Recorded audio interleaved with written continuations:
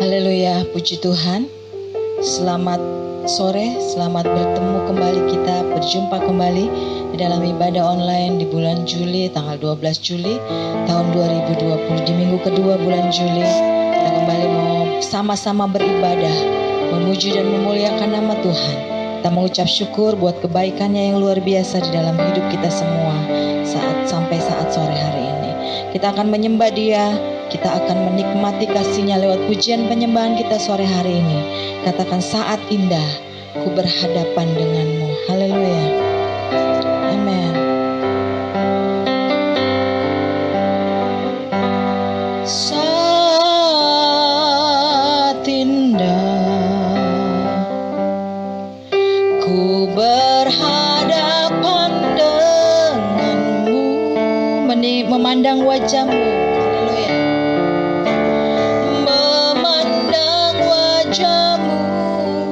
Yesus kekasih jiwaku, bawa daku erat dalam pelukanmu. Haleluya, amin. Bawa daku erat dalam pelukanmu, menikmati kasih dan indahnya hadiratmu.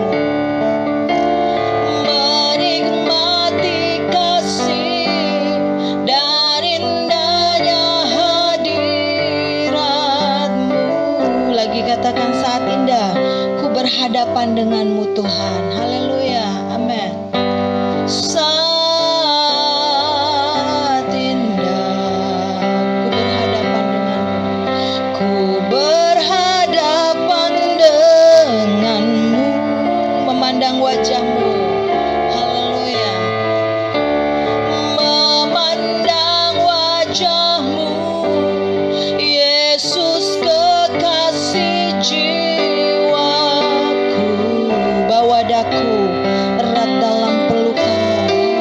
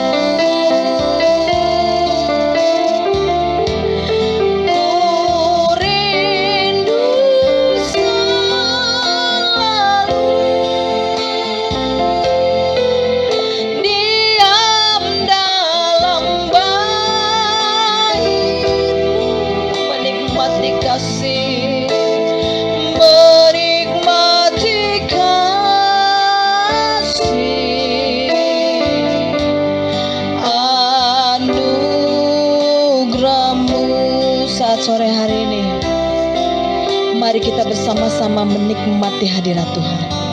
Mari kita bersama-sama menikmati kasih dan anugerah-Nya di dalam hadirat Tuhan. Sebelum lebih jauh lagi kita masuk di dalam hadirat Tuhan, mari kita minta Tuhan layakkan kita semua sore hari ini untuk menyembah Dia. Kita minta Tuhan kuduskan kita semua sore hari ini untuk kita bisa menikmati kasih dan anugerah-Nya ketika kita menyembah dan memuji Dia. Haleluya. Mari kita bawa hidup kita bawa seluruh kehidupan kita lebih jauh lagi untuk kita bisa merasakan akan kasih-Nya. Kita boleh menikmati anugerah-Nya. Kita boleh menikmati kemurahan-Nya sore hari ini dalam hidup kita semua. Angkat hatimu, angkat kehidupanmu, fokuskan pikiran dan hatimu sore hari ini untuk kita boleh memandang Dia, menyembah Dia, untuk kita boleh menikmati kebesaran-Nya yang luar biasa. Haleluya. Angkat pujian ini lagi, katakan, saat indah kami boleh berhadapan denganmu Tuhan. Haleluya. Saat indah, haleluya, ku berhadapan denganmu, memandang wajahmu, Yesus kekasih jiwaku, memandang wajahmu, Yesus kekasih jiwaku, bawa daku erat dalam pelukan-Mu Tuhan. Haleluya, amin. Bawa daku erat dalam pelukan-Mu, menikmati kasih dan indahnya hadirat-Mu. Haleluya. Menikmati kasih dan indahnya hadirat-Mu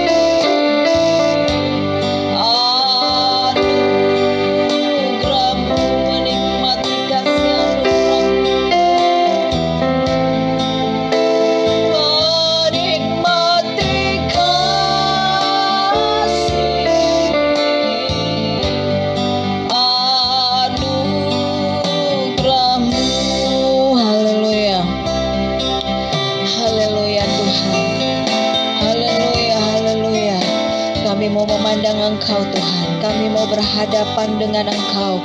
Itulah saat-saat indah ketika kami dapat menikmati kasih-Mu, ketika kami dapat menikmati anugerah-Mu yang luar biasa, ketika kami masuk di dalam hadirat-Mu Tuhan. Mari Bapa, tolong kami semua, untuk kami lebih jauh lagi masuk di dalam hadirat-Mu. Kami boleh menikmati dan merasakan kasih dan anugerah-Mu dalam kehidupan kami. Kami yang membawa hidup kami yang membawa seluruh keberadaan kami Tuhan. Kami hanya mau bawa kepada Engkau. Ini hidup kami, ini keberadaan kami Tuhan. Engkau yang lebih mengerti dan mengetahui keberadaan kami sore hari ini. Biarlah kami boleh buka hati kami, buka seluruh kehidupan kami, untuk kami boleh kembali menikmati kasih dan anugerah-Mu lewat pujian dan penyembahan kami sore hari ini Tuhan. Terima kasih Bapa, kami mau memuji dan memuliakan nama-Mu Tuhan Yesus. Kiranya Engkau memberkati kami semua, Engkau pimpin ibadah kami sore hari ini Tuhan. Engkau beracara dan Engkau bekerja untuk kami semua, sidang jemaat-Mu, kami hamba-hamba-Mu, kami semua yang mengikuti ibadah ini Tuhan. Terima kasih Bapa, kami siap, kami memuji dan memuliakan nama Engkau hanya di dalam nama Tuhan Yesus Kristus. Haleluya, amin. Puji Tuhan. Mari kita mau memasuki gerbangnya dengan hati yang penuh dengan ucapan syukur, karena kebaikannya, anugerahnya, kasihnya yang luar biasa di dalam kehidupan kita. Ku masuki gerbangnya dengan hati bersyukur, halamannya dengan pujian. Haleluya, amin. Haleluya, amin. Haleluya.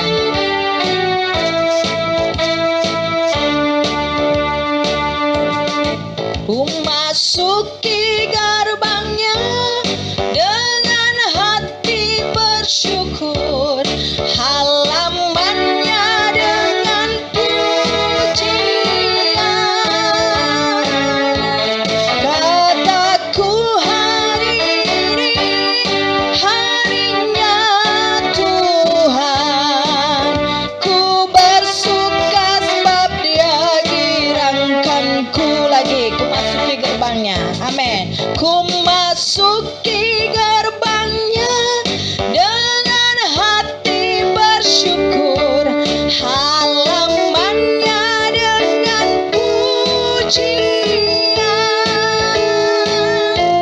Kataku hari ini harinya Tuhan, ku bersuka sebab Dia girangkanku. Dia girangkanku. Dia girangkanku. Oh, Dia girangkanku. Ku bersuka sebab Dia girangkanku. Oh, Dia girangkanku. Oh, Dia girangkanku. Ku bersuka sebab Dia girangkanku. Lagi ku masuki gerbangnya. Haleluya. Masuki gerbangnya dengan hati bersyukur, halamannya dengan pujian. Amin. Kataku hari ini harinya Tuhan, ku bersuka sebab Dia girangkanku. Dia girangkanku. Haleluya. Dia girangkanku. Oh, Dia girangkanku. Ku bersuka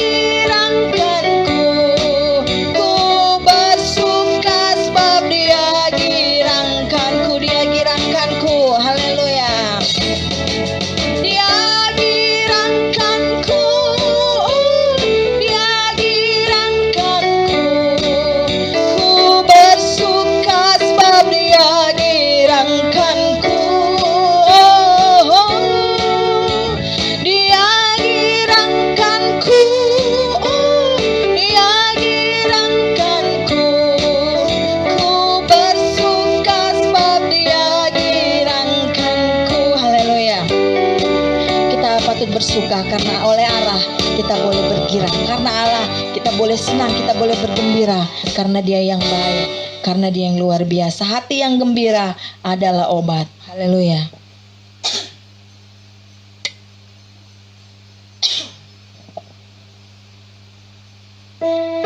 Amin. Haleluya. Mari kita terus bergembira, karena ketika ada kegembiraan, ada kesenangan dalam hati kita, itulah obat yang manjur, memulihkan semangat kita yang patah. Haleluya. Amin. Haleluya.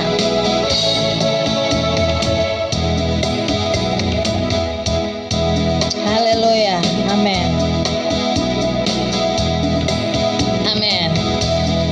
Tiang gembira adalah obat. Amin. Seperti obat, hati yang senang tapi semangat yang patah. Tapi semangat yang patah keringkan tulang. Hati yang gembira, Tuhan senang. Lagi, hati yang gembira. Hati yang gembira adalah obat, seperti obat. Hati yang senang tapi semangat yang patah. Tapi semangat yang patah keringkan tulang. Hati yang gembira, hati yang gembira, Tuhan senang. Haleluya. Haleluya. Hati yang gembira, Tuhan senang. Hati yang gembira adalah obat yang manjur buat memulihkan semangat yang patah. Haleluya. Tiba saatnya kita akan mendengarkan firman Tuhan.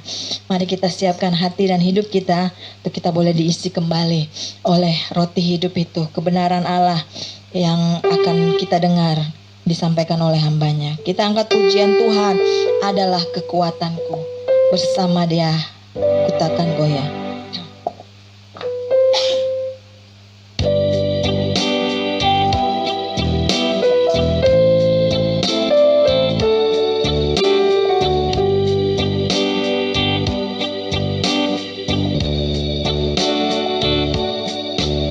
Tuhan adalah kekuatanku, bersama Dia ku tak akan goyah. Ku kan terbang tinggi, ku kan terbang tinggi bagai Raja Wali, melakukan perbuatan yang besar. Tuhan adalah kekuatan. Tuhan adalah kekuatanku, bersama Dia ku tak akan goyah.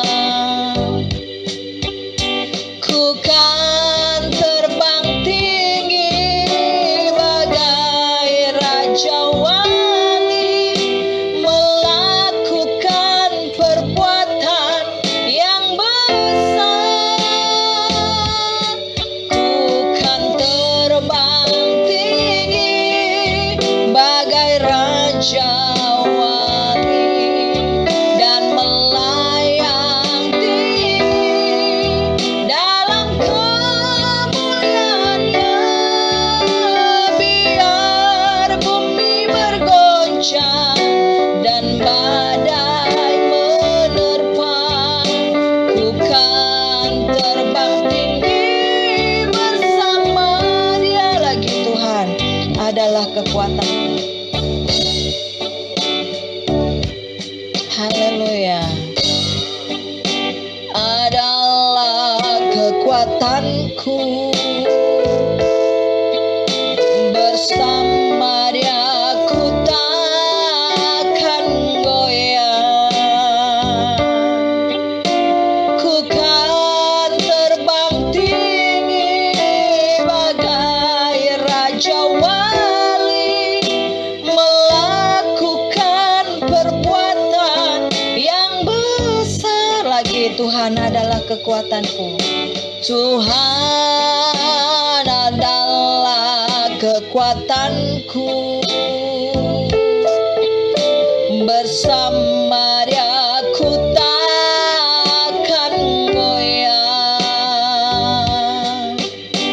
Ku kan terbang tinggi bagai Raja Wali, melakukan perbuatan yang besar. Ku kan terbang tinggi bagai Raja Wali dan melayang tinggi dalam kemuliaan-Nya. Biar bumi bergoncang dan badai menerpa, ku kan terbang tinggi bersama Dia. Ku kan terbang tinggi, ku kan terbang tinggi bagai Raja Wali dan melayang tinggi dalam kemuliaan-Nya. Biar bumi bergoncang dan badai menerpa, ku kan terbang tinggi bersama Dia. Haleluya, haleluya, haleluya. Kami mau terbang tinggi bersama dengan Engkau Tuhan. Kami mau melakukan perkara-perkara yang besar bersama dengan Engkau Tuhan. Mari tolong kami pribadi lepas pribadi yang ada. Kaulah kekuatan kehidupan kami. Kami perlu Engkau Tuhan yang memberi kekuatan kepada kami. Sebentar lewat kebenaran firman-Mu, biarlah firman yang akan disampaikan itu boleh menjadi kekuatan kami, membuat kami kuat dan mampu Tuhan menghadapi setiap persoalan kehidupan kami, membuat kami mampu dan cakap menghadapi hari-hari kami Tuhan, sehingga kami beroleh kekuatan yang baru daripada Engkau Tuhan. Tolong kami pribadi lepas pribadi yang ada, berikan kepada kami hati-hati yang lembut, hati-hati yang Tuhan yang bisa diisi oleh kembali kebenaran firman-Mu, menjadi tanah-tanah hati yang baik. Firman itu boleh ada di dalam hati kami, bertumbuh dan berbuah-buah. Kami lakukan di dalam kehidupan kami. Firman-Mu itu nyata di dalam kehidupan kami Tuhan. Kami boleh melakukan kehendak dan mau-Mu di dalam hidup kami. Berkati hamba-Mu yang akan menyampaikan kebenaran firman-Mu Bapa. Urapi hamba-Mu, urapi firman-Mu. Biarlah Roh Kudus Kau sendiri bekerja dalam kehidupan hamba-Mu, menyampaikan suara-Mu, menyampaikan kehendak-Mu buat kami semua sidang jemaat-Mu dan telinga-telinga yang mendengarkannya Tuhan. Terima kasih Bapa, kami serahkan semuanya dalam tangan-Mu dan kami siap mendengarkan firman-Mu hanya di dalam nama Tuhan Yesus Kristus. Haleluya, amin.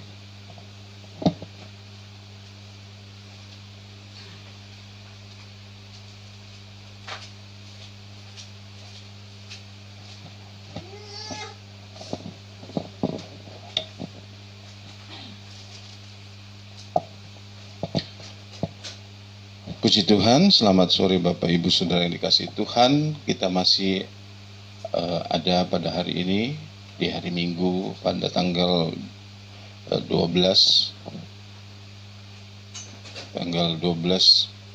bulan 7. Kita masih ada di dalam situasi ibadah online. Kita masih berharap, kita masih berdoa bagaimana kelanjutan dari kondisi yang kita hadapi hari-hari ini. Dan puji Tuhan kalau kita pada sore hari ini masih bisa beribadah. Yang terpenting adalah bagaimana hati kita tertuju kepada Tuhan dan bagaimana kita siap menerima berkat-berkat dari Tuhan yang akan membangun kehidupan kita. Ya, barang tentu mempersiapkan hidup kita untuk bisa sampai kepada kekekalan yang Tuhan janjikan bagi kita. Haleluya. Saya berdoa dan berharap agar Bapak Ibu di tempat masing-masing semua juga merasakan menikmati hadirat Tuhan, merasakan lawatan Tuhan dan dalam keadaan yang penuh dengan damai sejahtera. Mari Bapak Ibu kita membuka, kita mendengarkan, kita mau belajar dari kebenaran firman Tuhan yang akan mendidik kita untuk menjadi lebih benar, semakin hari semakin benar. Pada hari ini kita akan belajar dari kebenaran firman Tuhan. Sebelum kita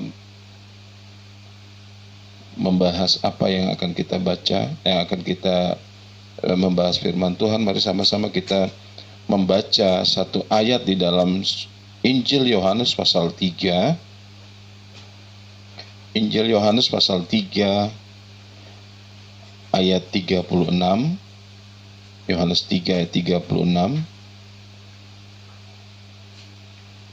Dikatakan demikian firman Tuhan, barang siapa percaya kepada anak, ia beroleh hidup yang kekal. Tetapi barang siapa tidak taat kepada anak, ia tidak akan melihat hidup, melainkan murka Allah tetap ada di atasnya. Puji Tuhan. Barang siapa percaya kepada anak, yaitu Yesus, ia beroleh hidup yang kekal. Tetapi barang siapa tidak taat kepada anak, ia tidak akan melihat hidup, melainkan murka Allah tetap ada di atasnya. Bapak Ibu Saudara yang dikasihi Tuhan, membaca ayat ini, membaca firman Tuhan ini, kita bisa melihat dua hal yang diparalelkan oleh Tuhan Yesus, yang disejajarkan oleh Tuhan Yesus.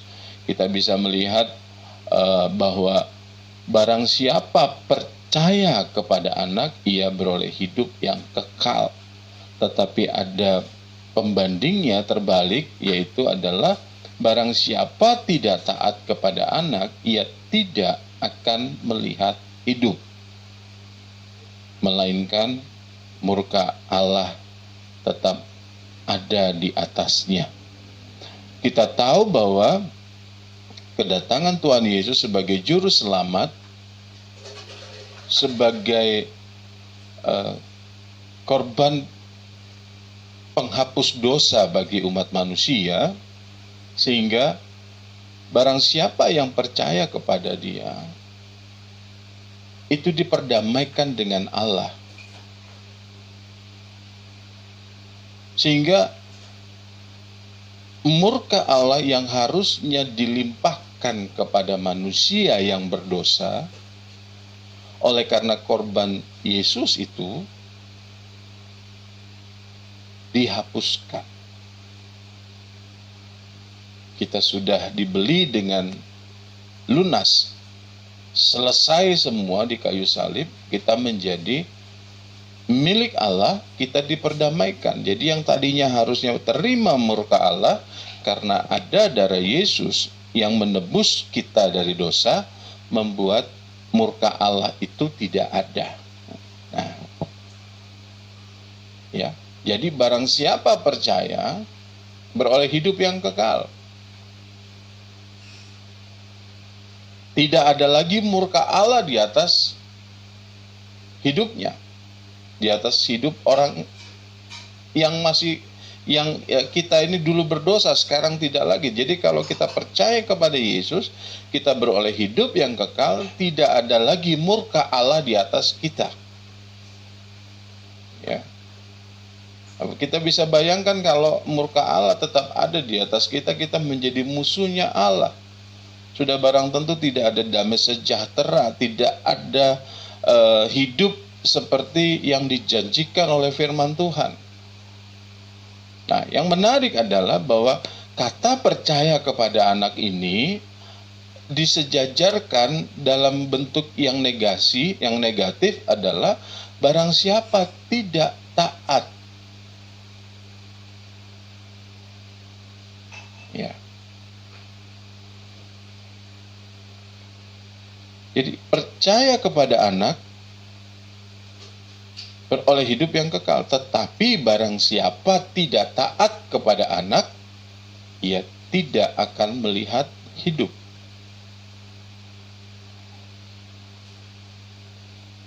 Kata percaya kepada anak itu sejajar dengan taat kepada anak.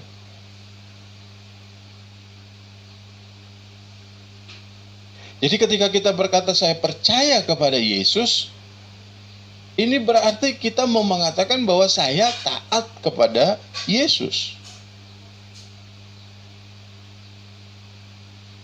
Jadi pemikiran-pemikiran mengatakan bahwa orang yang sudah percaya kepada Yesus masuk surga, tetapi tanpa diikuti ketaatan kepada firman Tuhan, ini merupakan dua kondisi yang bertolak belakang. Karena firman Tuhan katakan, barang siapa percaya kepada anak, ia beroleh hidup yang kekal, tetapi barang siapa tidak taat kepada anak, ia tidak akan melihat hidup. Ya, ketika orang berkata saya beriman kepada Tuhan Yesus, sekali lagi iman bukan berbicara tentang berdoa dan mendapatkan sesuatu, mengharapkan sesuatu lalu mendapatkan.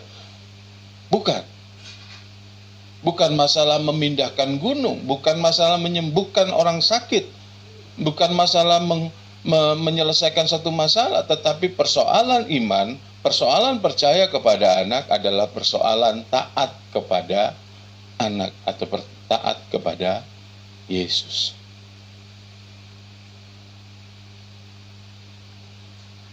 Tema kita hari ini adalah ketaatan sebagai kunci keberhasilan hidup. Kita katakan keberhasilan hidup karena kalau kita taat kepada anak, kita akan melihat hidup. Oh, kita nggak usah percaya kepada Yesus, kita hidup. Iya, hidup secara daging, iya. Tetapi Bapak Ibu, ketika kita hidup secara daging, tetapi roh kita mati, tentunya kita akan memiliki perbedaan ya dari sisi damai sejahtera, sukacita yang dikerjakan oleh Roh Kudus. Ingat ketika kita menjadi warga kerajaan Allah, warga kerajaan sorga, maka hal-hal itu yang akan terjadi apa? Sukacita, damai sejahtera yang dikerjakan, kebenaran, sukacita, damai sejahtera yang dikerjakan oleh Roh Kudus itu akan terjadi di dalam hidup kita. Siapa yang mau melihat hidup yang tidak ada sukacita? Siapa yang mau melihat hidup yang tanpa sejahtera?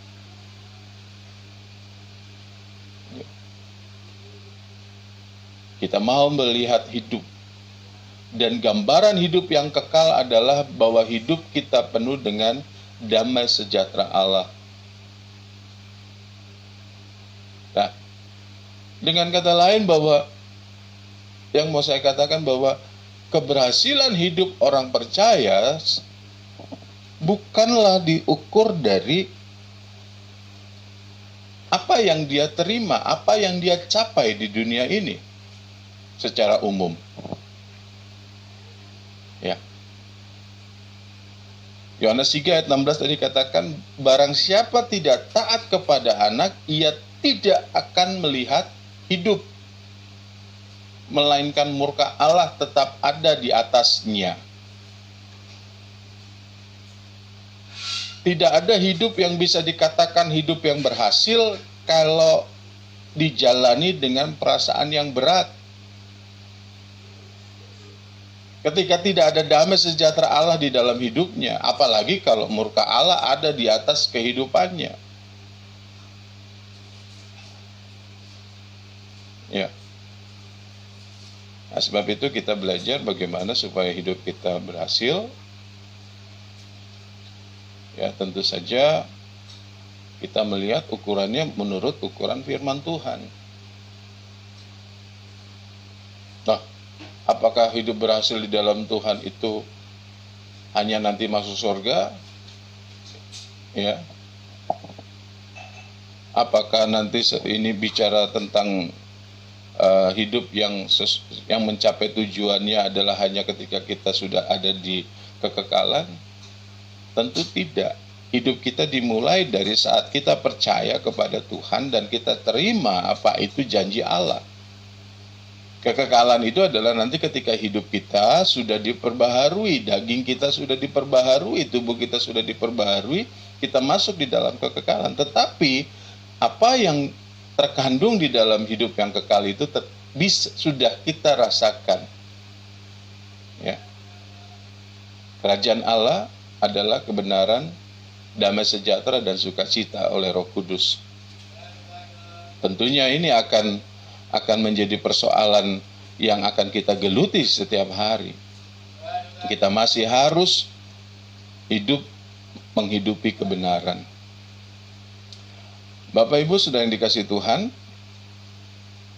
kalau kita mau belajar taat, kita lihat dulu apa itu taat. Ya, taat itu artinya sikap yang atau orang-orang yang taat ini dikatakan senantiasa tunduk kepada otoritas di atasnya. Ya. Atau sesuatu yang dianggap mengikat bagi dirinya.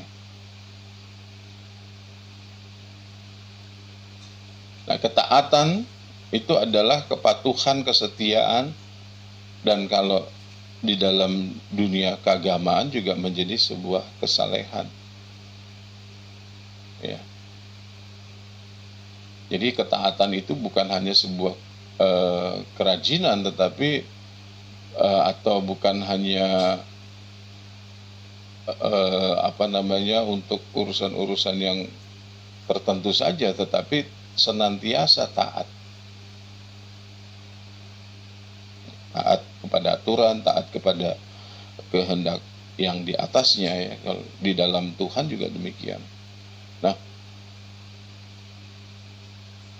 ketaatan itu menuntut sebuah pengakuan ada otoritas yang lebih tinggi buat dia, yang memang mengikat kepada dia. Ya. Entah itu aturan sendiri, entah itu aturan dari mana, tapi kita menganggap itu sebagai berotoritas di dalam hidup. Kalau kita tidak lakukan, kita akan mendapatkan sesuatu konsekuensi yang tidak menyenangkan. Ya. Nah, orang yang taat kepada perintah Tuhan, dia akan mendapatkan predikat orang setia dan saleh. Jadi orang, kalau kita tahu ada orang dikata, oh dia anak Tuhan yang setia. Setia itu bukan cuma hadir di gereja, bukan hanya hadir di dalam setiap ibadah yang dilakukan, tetapi orang yang setia itu adalah orang yang melakukan segala perintah Allah dengan ketaatan. Jadi kalau kita mau melihat seseorang itu setia atau saleh, itu kita dapat ukur dari kesetiaannya di dalam mematuhi kehendak Tuhan. Jadi orang yang setia adalah orang yang taat. Ya. Ketaatan akan membawa seseorang kepada hasil yang baik. Semakin taat dia melakukan, maka hasilnya juga akan semakin baik. Ya. Setidak-tidaknya ini di mata pihak yang ditaati, apakah itu pemerintah, apakah itu Tuhan, kita akan mendapatkan penilaian dan perhatian yang istimewa.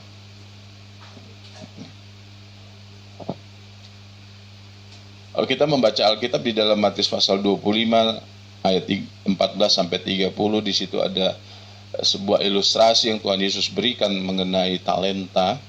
Ya, ada Tuhan yang mau berpergian lalu memberikan uangnya kepada hamba-hambanya. Ada yang dapat 5 talenta, ada yang dapat 2 talenta dan 1 talenta. Dari situ kita bisa melihat bahwa ketaatan akan mendapatkan konsekuensi dari Tuhan, dari tuannya. Ya. Ketaatan hamba akan dapat konsekuensi dari tuannya. Hamba yang taat melakukan akan dapat konsekuensi seperti yang dapat 5 talenta dan 2 talenta itu, mereka mendapatkan pujian dan juga mendapatkan kepercayaan yang lebih besar. Tetapi yang 1 talenta, ketaatannya mengecewakan tuannya dan dia dicela, dia dihukum. Ya. Hasil akhirnya adalah hukuman. Ya, ini berbicara tentang bagaimana kita sebagai hamba-hamba Tuhan diberikan talenta. Ya, kalau saya berbicara tentang hamba Tuhan, tentunya ini adalah orang-orang yang sudah dimerdekakan dari dosa dan menjadi hamba kepada Allah. Kita diberikan talenta, masing-masing diberikan talenta, kepercayaan dari Tuhan, lalu disuruh mengerjakan. Apakah kita taat atau tidak?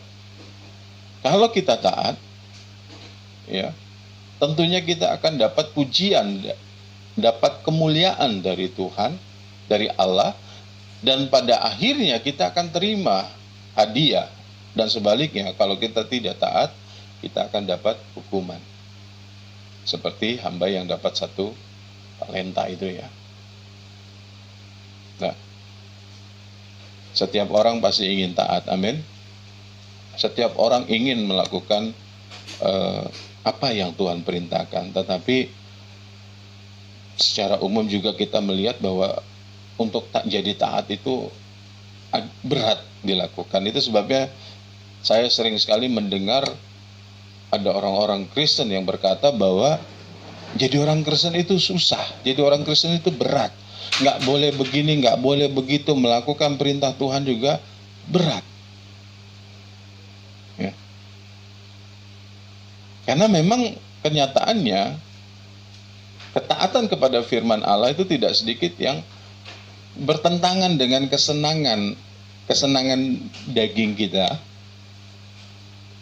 atau nilai-nilai yang umumnya diterima oleh secara manusiawi.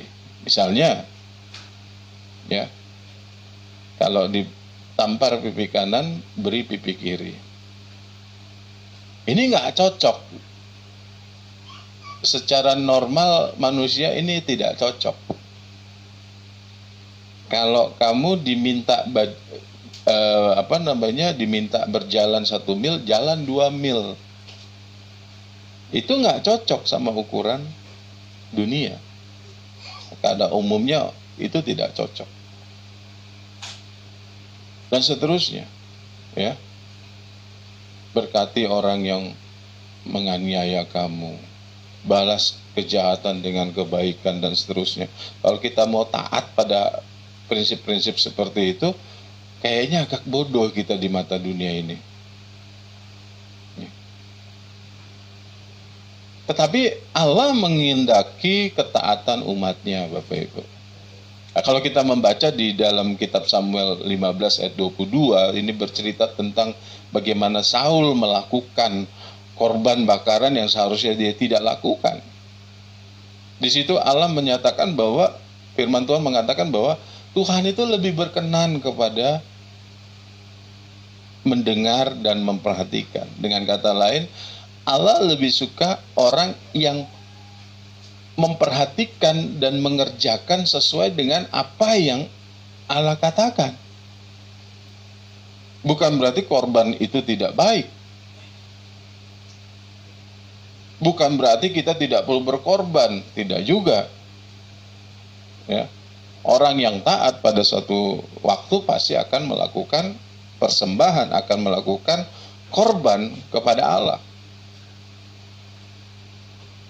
Tetapi apapun yang kita berikan kepada Tuhan tanpa didasari oleh ketaatan, tentunya ini akan berlaku, Tuhan katakan, dia lebih berkenan kepada ketaatan. Ya, taat itu memang berat, Bapak Ibu. Sangat berat. Ya. Kadang-kadang kita ya mau begini, tapi Tuhan katakan begini.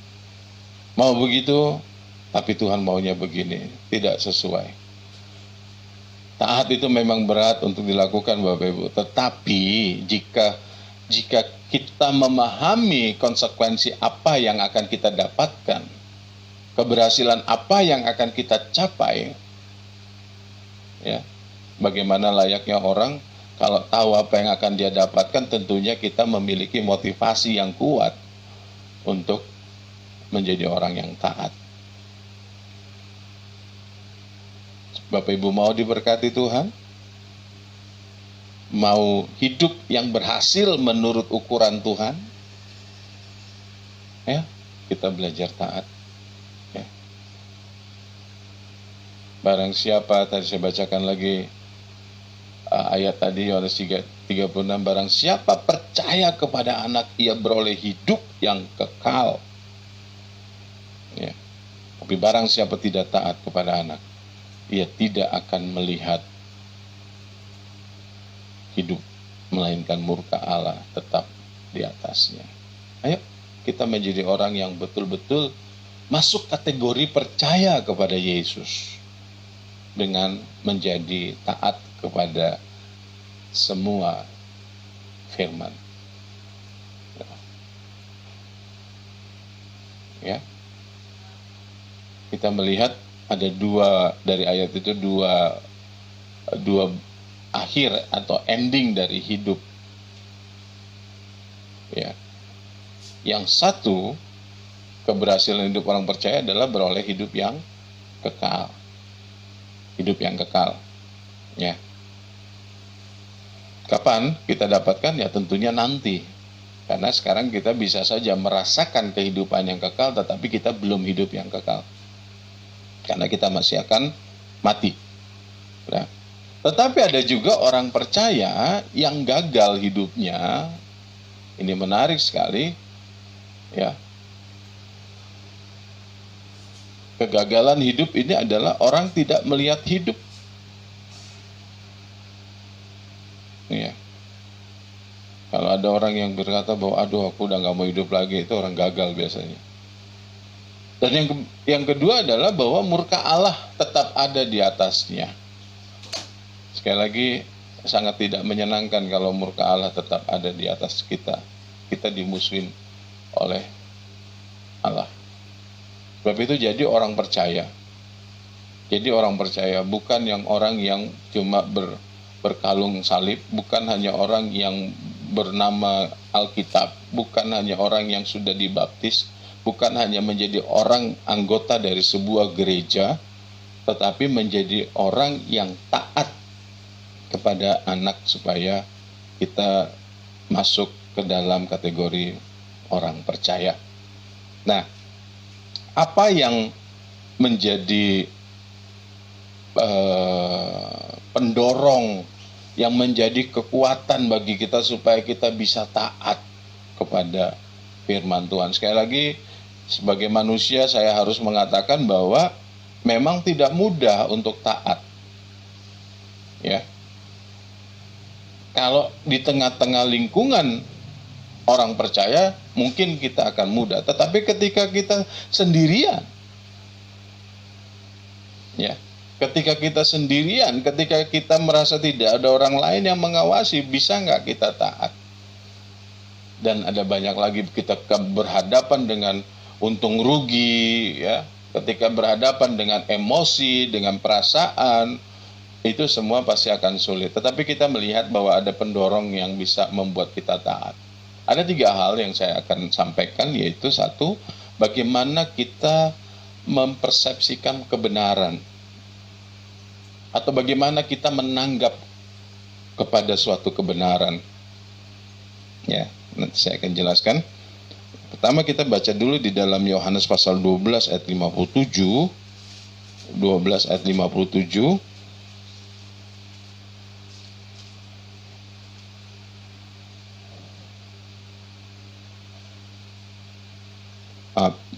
Yohanes 12 ayat 37. Ada judul perikop di atasnya, mengapa orang Yahudi tidak dapat percaya. Ya. Ayat 37 katakan, dan meskipun Yesus mengadakan begitu banyak mukjizat di depan mata mereka, namun mereka tidak percaya kepadanya. Meskipun Yesus mengadakan begitu banyak mukjizat di depan mata mereka, namun mereka tidak percaya kepadanya. Ya. Ada orang-orang Yahudi di mana Yesus mendemonstrasikan mukjizat Allah di hadapan mereka, tapi mereka tidak percaya.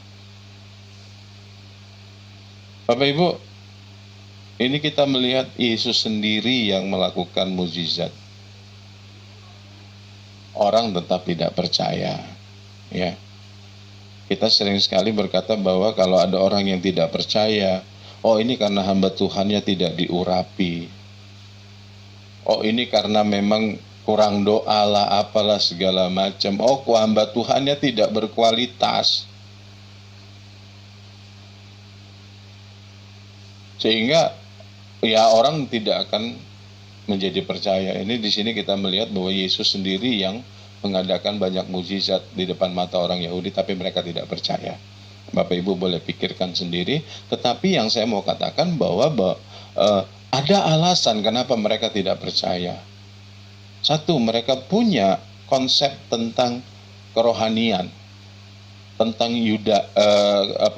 agama Yahudi di dalam pikiran mereka. Punya konsep kebenaran. Dan mereka bisa melihat siapa Yesus. Tidak mungkin orang ini membawa kebenaran. Jadi ketika seseorang sudah mempersepsikan, sudah menanggap bahwa ini benar atau tidak, ini akan mempengaruhi kepercayaan. Yang selanjutnya adalah bahwa ketika orang percaya, dia akan melakukan apa yang diminta oleh Tuhan, diminta oleh Yesus.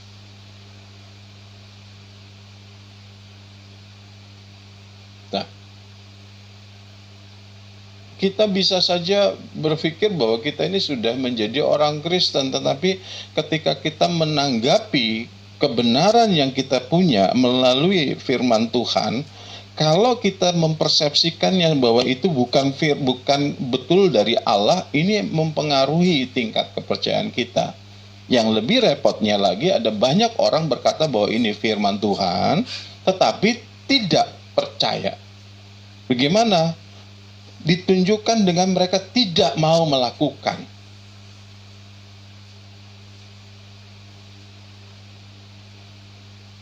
Orang Yahudi punya alasan yang sangat kuat. Mereka punya tradisi yang begitu panjang untuk bisa menolak Yesus. Tetapi kita orang percaya yang sudah ada di dalam perjanjian baru ini, kita sudah terima Yesus, tapi kita tidak mau melakukan. Kenapa? Mungkin karena persepsi kita terhadap kebenaran itu. Tetapi kalau kita bandingkan dengan pemazmur, kita membaca di dalam satu ayat di dalam Mazmur pasal 27. Mazmur pasal 27.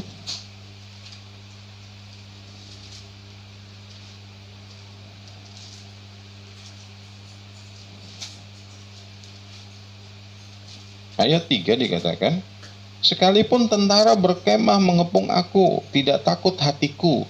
Sekalipun timbul peperangan melawan aku, dalam hal itu pun aku tetap percaya. Percaya kepada siapa pemazmur ini? Dalam hal ini Mazmur Daud. Di ayat yang pertama dikatakan bahwa Tuhan adalah terangku dan keselamatanku, Tuhan adalah benteng hidupku. Jadi ketika kita sudah percaya kepada sesuatu, ya, maka tindakan kita akan mengikuti percaya itu. Kita percaya Tuhan jadi gunung batu, menjadi kota benteng, maka pemazmur katakan, aku walaupun di sekelilingku terlihat peperangan, terlihat tentara-tentara berkemah mengepung, dia tidak takut, dia tetap confidence, dia tetap tegak. Dan sudah barang tentu, apa yang tegak yang dimaksud adalah dia akan tetap melakukan sesuai dengan apa yang Tuhan katakan, apa yang dikehendaki Tuhan. Ya. Nah, ketika orang mempersepsikan kebenaran ini sangat subjektif sekali, sehingga kita bisa menemukan bahwa kebenaran itu sering sekali sifatnya subjektif.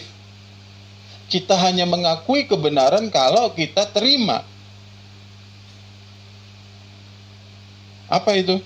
Ya, Ada orang-orang seperti orang Yahudi, mereka sudah punya konsep tentang kebenaran yang turun-temurun dari nenek moyangnya.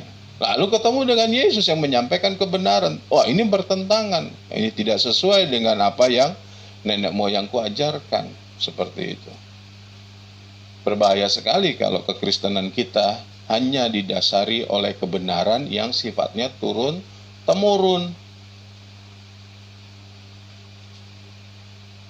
Kebenaran itu harusnya dari Allah. Lalu bagaimana kita mendapatkan kebenaran itu? Makanya kita harus memiliki pengalaman perjumpaan dengan Allah setiap hari. Sehingga ketika kita melihat atau membaca firman Tuhan ini, kita bisa tahu, kita bisa memahaminya bukan berdasarkan pengajaran manusia, tetapi berdasarkan hasil perjumpaan dengan Allah itu. Bisa ngarang-ngarang? Ya bisa. Bisa subjektif? Bisa. Tapi bagi kita yang serius mau berjumpa dengan Allah, Roh Kudus akan memimpin kita kepada segala kebenaran. Nah, kalau kita percaya bahwa apa yang dibawa oleh Roh Kudus itu adalah kebenaran, maka kita akan mengakui itu sebagai suatu prinsip yang benar dan kita akan mau mengikatkan diri dengan kebenaran itu. Tapi kalau kita tidak menganggap firman Tuhan ini adalah kebenaran, kehendak Tuhan itu adalah kebenaran, hidup yang diarahkan oleh firman Tuhan itu bukan kebenaran, sulit bagi kita untuk berkomitmen untuk taat kepada firman Tuhan. Ya, sama seperti orang Yahudi. Walaupun Tuhan bikin mukjizat, tidak akan berpengaruh. Ya, tidak akan berpengaruh. Ayo kita ukur, kita lihat bagaimana kita menanggapi firman Tuhan yang sudah tertulis, yang sudah kita terima dalam bentuk Alkitab ini. Bagaimana kita menganggap dia sebagai kebenaran. Kalau kita anggap kebenaran, maka ini kita bisa jadikan prinsip kehidupan kita. Kalau ini jadi prinsip kehidupan kita, ini mengikat. Ya. Kita akan melakukan apa yang benar. Baik itu subjektif maupun objektif. Tetapi ketika kita menganggap ini kebenaran, maka kita akan lakukan ini. Yang kedua, apa yang membuat kita terdorong untuk taat kepada firman Allah, ya. Ibrani pasal 12, kita baca satu ayat di dalam surat Ibrani pasal 12. Surat Ibrani pasal 12 ayat kedua dikatakan, marilah kita melakukannya dengan mata yang tertuju kepada Yesus yang memimpin kita dalam iman dan yang membawa iman kita itu kepada kesempurnaan, yang dengan mengabaikan kehinaan, tekun memikul salib, ganti sukacita yang disediakan bagi dia yang sekarang duduk di sebelah kanan tata Allah. Penulis Ibrani mengajarkan kepada kita bagaimana kita harus fokus kepada Yesus. Bukan fokus kepada Yesus dalam artian kalau sakit, Yesus tolong. Bukan cuma segitu. Bukan ketika ada masalah, percaya saja Yesus akan sembuhkan, akan tolong persoalan kita. Ketika ada hutang, kita bilang dalam nama Yesus hutang kita akan diselesaikan oleh Tuhan. Tidak, bukan itu. Tetapi penulis Ibrani katakan, marilah kita melakukannya dengan mata yang tertuju kepada Yesus. Apa? Pasal 12 ini mendahului bagaimana penulis surat Ibrani menggambarkan ada orang-orang yang punya iman tetapi tidak mendapatkan apa yang dijanjikan.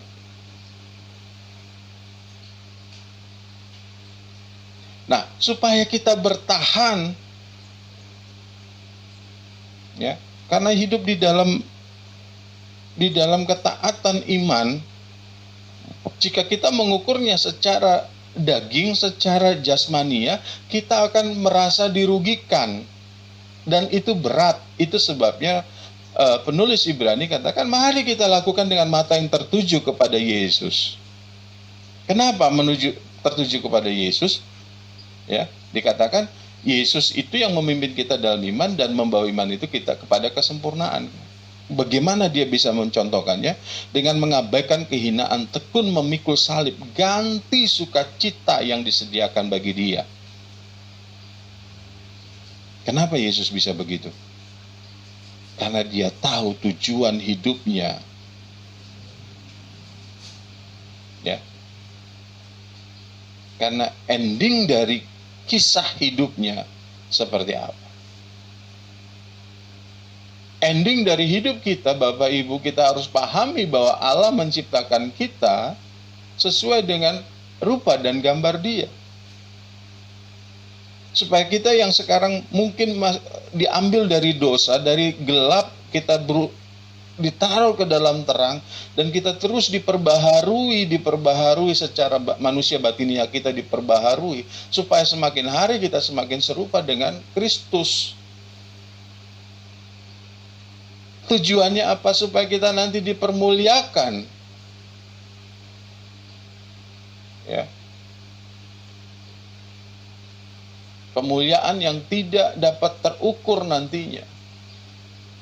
Rasul Paulus bahkan di bagian lain mengatakan, ayo kita abaikan apa yang kita alami sekarang. Penderitaan yang sekarang ini tidak sebanding dengan kemuliaan yang akan kita terima. Yang membuat kita punya kekuatan, daya dorong yang kuat untuk taat adalah kalau kita memiliki tujuan hidup yang benar di dalam Tuhan. Kalau tujuan hidup kita salah, maka kita akan menganggap semua perintah Allah yang harus kita taati adalah sesuatu yang tidak masuk di akal dan sangat berat. Dan mungkin kita akan berkata bahwa kita tidak sanggup lakukan. Sebagian orang dengan alibi yang halus berkata bahwa Tuhan juga ngerti kalau saya tidak bisa lakukan. Saudara yang dikasihi Tuhan, firman Tuhan diberikan kepada umat Allah. Dan Dia memberikan berarti kita bisa lakukan. Ya. Saya seorang pendidik. Saya tidak memberikan ujian, saya tidak memberikan persoalan soal-soal yang tidak bisa dilakukan oleh murid saya. Saya tidak melakukan atau tidak memberikan tugas perintah kepada anak-anak saya kalau mereka tidak bisa mengerjakan. Allah demikian. Dia bukan Allah yang senang menguji. Dia bukan Allah yang, ini kalau nggak bisa biar mati saja. Nggak begitu.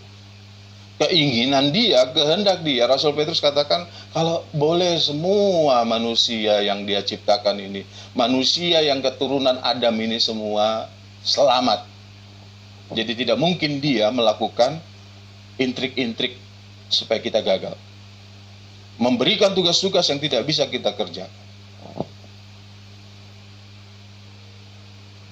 Nah, kalau kita mengerti tujuan hidup kita, tentu kita juga akan percaya bahwa Dia memberikan segala sesuatunya supaya kita bisa sampai kepada tujuan itu.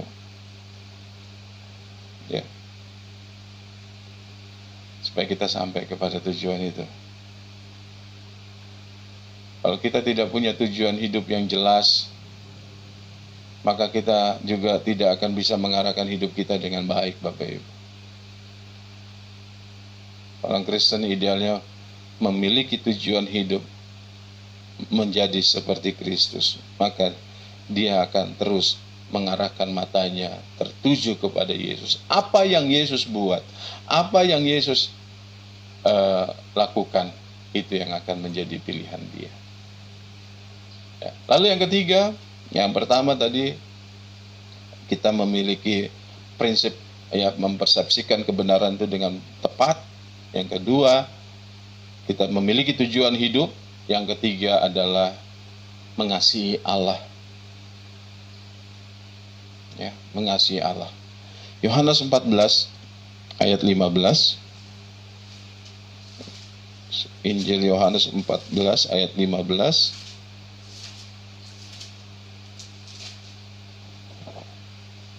Dikatakan, jikalau kamu mengasihi aku, kamu akan menuruti segala perintahku. Jikalau kamu mengasihi aku, kamu akan menuruti segala perintahku. Kalau kita tidak mengasihi Yesus, sulit, berat bagi kita untuk melakukan atau taat, apalagi taat kepada perintah. Kasih memungkinkan segala sesuatunya kita bisa lakukan. Ya. Kasih. Beruntung kalau kita diizinkan Tuhan punya keluarga, sehingga kita punya model pembelajaran yang lebih mudah buat kita pahami. Ya, saya katakan begini karena sering sekali kita kesal sama saudara kita, suami kesal sama istri, istri kesal sama suami, anak kesal sama orang tua kesal sama anak. Ya, tetapi kita akan lebih mudah bagi kita mengampuni orang-orang di dekat kita daripada orang yang jauh. Sehingga Tuhan membiasakan kita punya masalah dengan orang-orang di sekitar kita, lalu ya lebih gampanglah mengampuni, ya. Lebih gampanglah memaafkan kesalahan orang-orang yang ada di dekat kita. Ya, mau bagaimana? Masa mau kita pukul ibu kita kalau kita kesel? Masa kita mau getok anak kita kalau kita kesel? Masa kita mau tempeleng orang-orang yang dekat dengan kita? Kenapa? Karena kita mengasihi mereka. Ya.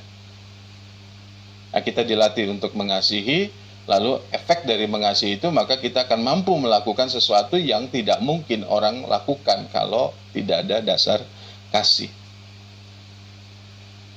Karena kita mengasihi, maka kita bisa mengerjakan sesuatu yang mungkin berat kalau itu kita lakukan kepada orang lain yang tidak kita kasihi. Ya, semakin besar kasih yang ada, semakin besar kemungkinan yang bisa dilakukan oleh seseorang. Kalau kita membaca dalam 1 Korintus 13 ayat 4 sampai 7, ya, Rasul Paulus menunjukkan apa yang bisa dilakukan dengan kasih. Kasih menutupi segala sesuatu. Wah, itu luar biasa sekali. Ya, kasih sabar menanggung segalanya. Kasih itu sabar. Ya. Nah, Tuhan Yesus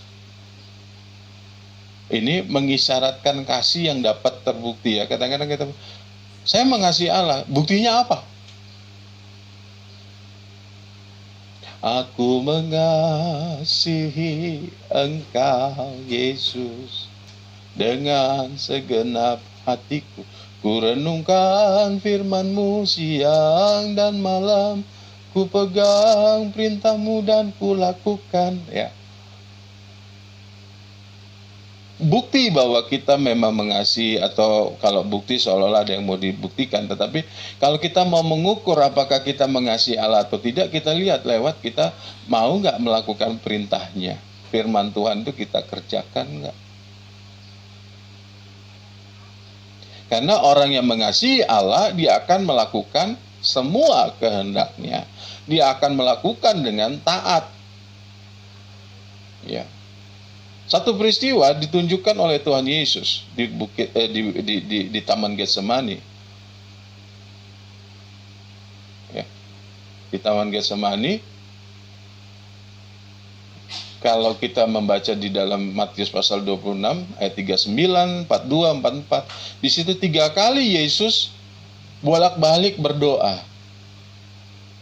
Dan doanya sama, dicatatnya sama. Kalau boleh cawan ini lalu. Ya. Kalau boleh cawan ini lalu. Memang Alkitab mencatat Yesus taat sampai mati. Filipi 2 katakan dia taat sampai mati sebagai di kayu salib.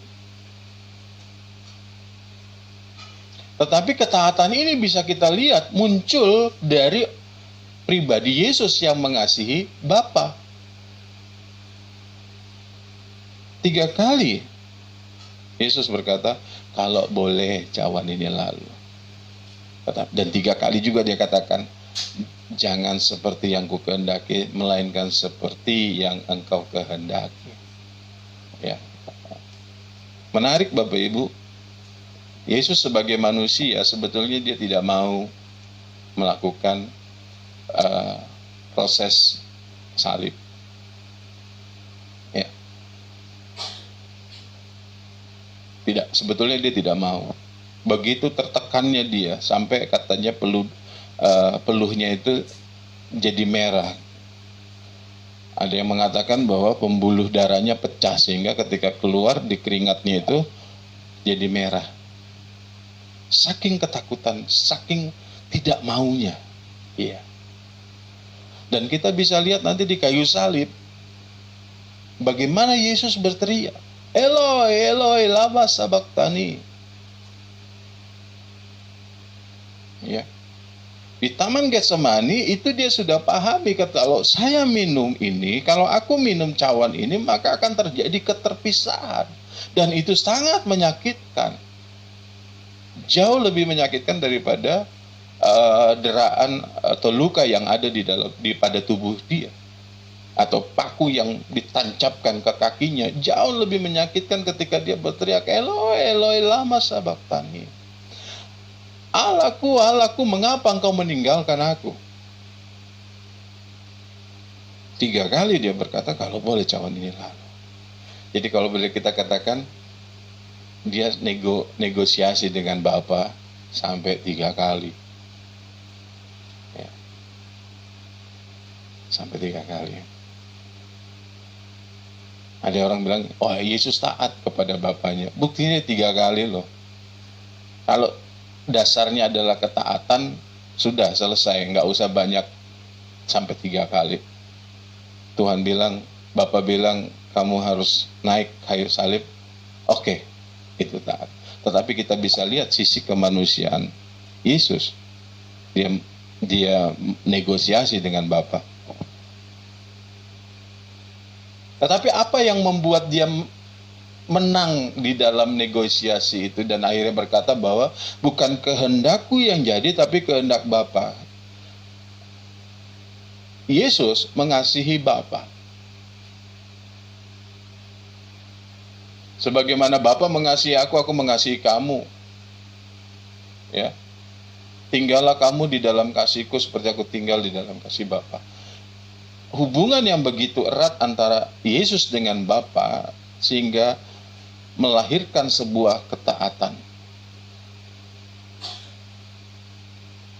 Melahirkan sebuah ketaatan. Nah, kalau kita bisa memahami ini Bapak Ibu, ya, bahwa ketaatan kita itu menjadi gambaran dari kasih kita kepada Allah. Kita tahu di kitab Wahyu bagaimana jemaat di Efesus dicela oleh Allah, oleh Tuhan. Ya. Aku mencela kamu karena kamu meninggalkan kasih-Mu yang mula-mula.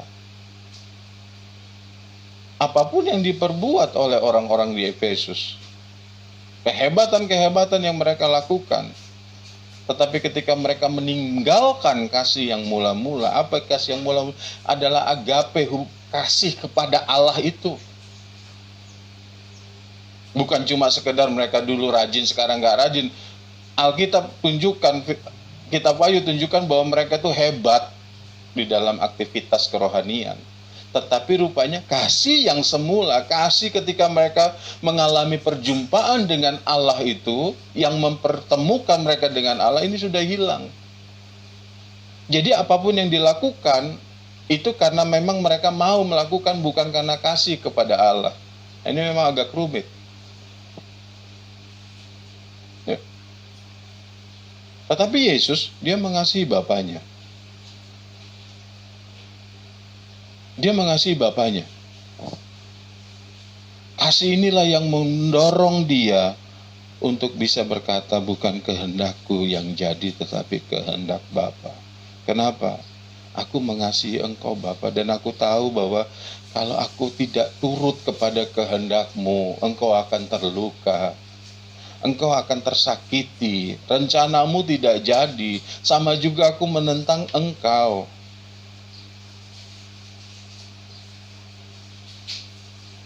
Apakah kita mengasihi Allah?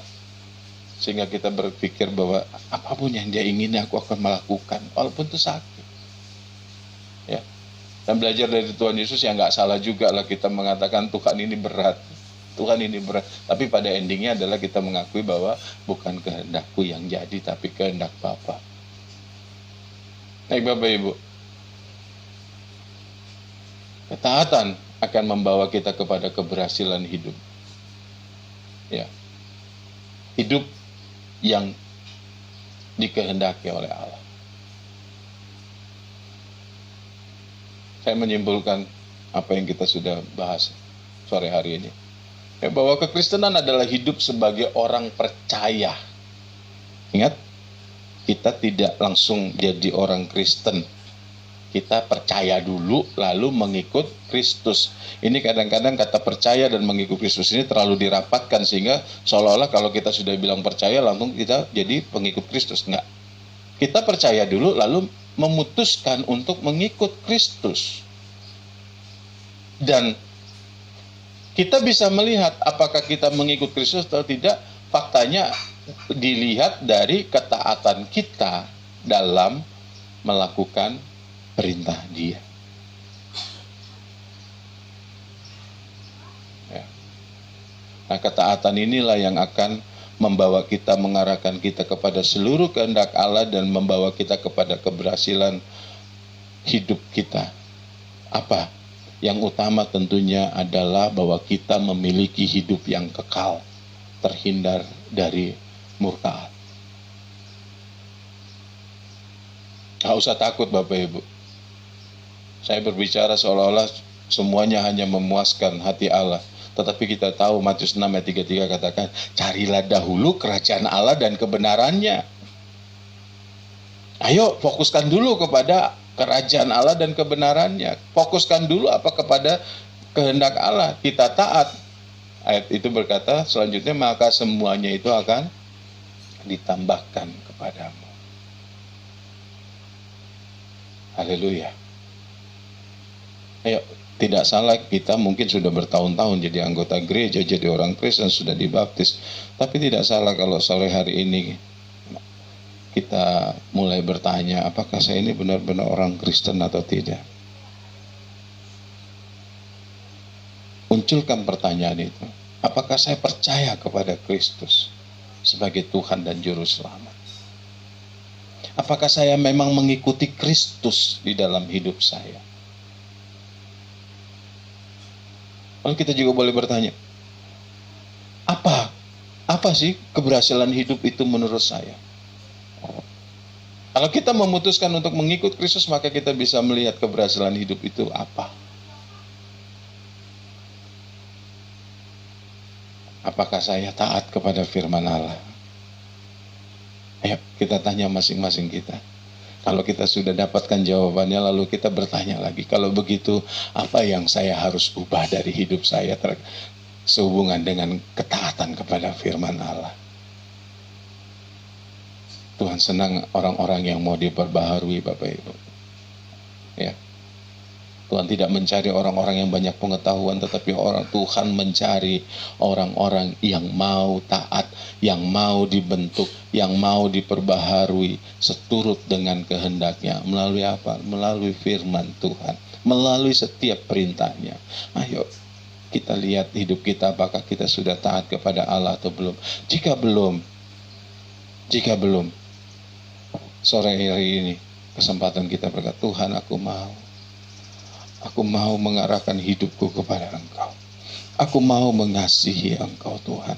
Aku mau menjadi seorang Kristen. Aku mau menjadi orang yang betul-betul menjadi umat-Mu. Seperti Yesus bisa berkata, bukan kehendakku yang jadi, tetapi kehendak Bapa. Engkau akan melihat bagaimana Allah bekerja di dalam kehidupanmu. Pertama-tama, rohanimu akan diperbaharui, jiwamu akan dipuaskan, dan tentunya itu akan berpengaruh kepada kehidupan secara jasmani di dalam hidupmu. Tuhan memberkati kita semua. Sama-sama kita tundukkan kepala, kita berdoa. Bapa yang baik, Bapa di dalam surga, Terima kasih karena Engkau Allah yang sabar, Allah yang mengasihi kami, yang menunggu kami untuk senantiasa taat kepada Engkau. Kami sadar Bapa, di dalam setiap langkah hidup kami ada banyak hal-hal yang kami lakukan yang bertentangan dengan kehendak-Mu. Kami tidak memikirkan apa yang menjadi kehendak-Mu. Kami lebih berfokus kepada apa yang kami inginkan daripada kami memuaskan kehendak Bapa. Ampuni kami Tuhan. Ampuni kami. Dan biarlah kami semua melalui kebenaran firman-Mu, pertolongan Roh Kudus-Mu Tuhan, memampukan kami untuk berkomitmen untuk mengarahkan hidup kepada kehendak Tuhan. Hidup menjadi orang anak-anak yang taat. Hidup menjadi umat-umat yang taat. Hidup menjadi orang-orang yang mengerti bahwa hidup kami adalah tujuannya memuaskan kehendak Bapa. Terima kasih Tuhan Yesus. Kiranya Tuhan menolong kami semua dengan memberikan pencerahan, memberikan Tuhan kemampuan kepada kami untuk mencerna setiap kehendak-Mu. Dan izinkan kami Allah untuk setiap saat dapat mengalami perjumpaan dengan Kristus, perjumpaan dengan Engkau Allah di dalam setiap doa-doa kami, di dalam setiap ibadah kami, di dalam setiap gerak langkah kami boleh melihat Engkau. Dan itu akan mengubahkan hidup kami. Terima kasih Bapa. Hamba berdoa bagi umat-umat-Mu, bagi jemaat-Mu Tuhan. Kiranya Engkau melawati mereka dengan segala damai sejahtera dan sukacita dari Allah, sehingga mereka juga hidup di dalam kebenaran-Mu. Dan mereka boleh selalu ada di dalam pembentukan. Semakin hari semakin serupa dengan Kristus. Tuhan tolong setiap kehidupan anak-anak-Mu, baik itu kesehatan, baik itu pekerjaan mereka semua Tuhan tolong, rumah tangga, kebutuhan hidup mereka Tuhan tolong. Kami percaya Engkau Allah sumber damai sejahtera kami. Engkau akan memelihara kehidupan kami semuanya. Terima kasih buat kebenaran firman-Mu. Terima kasih buat ibadah yang Tuhan berkati pada sore hari ini. Kami berdoa bagi lingkungan kami, Tuhan memberkati Reni Jaya, Pamulang, Depok sekitarnya ini Tuhan. Tuhan memberkati bangsa negara kami. Tuhan memberkati tetangga-tetangga kami semuanya.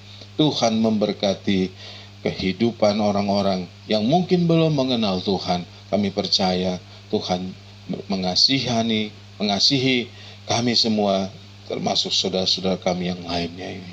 Terima kasih Bapa yang baik. Terima kasih, sejahtera dan selamat dari Tuhan menjadi bagian hidup kami.